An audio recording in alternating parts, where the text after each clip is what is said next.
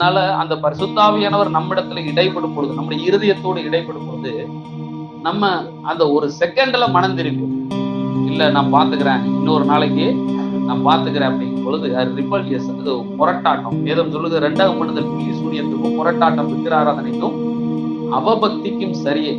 இந்த 2 பண்ணுதல் பில்லி சூனியத்துக்கு சமமா இருக்குது, முரட்டாட்டம் விக்கிர ஆராதனைக்கு சமமா இருக்குது. நான் மனம் திரும்ப மாட்டேன், நான் வந்து பாவத்தை அறிக்கையிட மாட்டேன் அப்படின்னா அது விக்கிர ஆராதனைக்கு சமம். இதுக்கு சமம். நாம யார் ஆராதிக்க வந்திருக்கிறோம்? விக்கிர ஆராதனை பண்றதுக்கு வந்திருக்கோமா, இல்ல கர்த்தர் ஆராதிக்க வந்திருக்கோமா? கர்த்தர் ஆராதிக்கிறது. பாவங்களை அறிக்கையிடும் பொழுது நீங்க விக்கிர ஆராதனைக்கு விலகுறீங்க. நம்ம விக்கிர ஆராதனை செலவு வச்சு கும்பிடுறது மட்டும்தான் நினைக்கிறோம். நான் அதை செஞ்சேன், இதை செஞ்சேன், இத்தனை வருஷமா நான் வந்து மரியாதை கும்பிட்டேன், ஜூசேப்பரை கும்பிட்டேன், அந்தோனியாரை கும்பிட்டேன் அப்படின்னு சொல்லிட்டு விக்கிரகங்களை நம்ம யோசிக்கிறோம். பெரிய விக்கிரகம் என்ன தெரியுமா? உங்க பாவத்தை அறிக்கை செய்யாம இருக்கிறது தான் பெரிய விக்கிரகம்.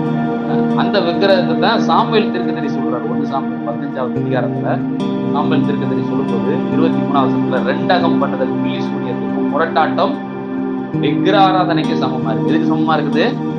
பாவத்தை அறிக்கையிடாத வாழ்க்கைன்றது விக்கிர ஆராதனைக்கு சமம்.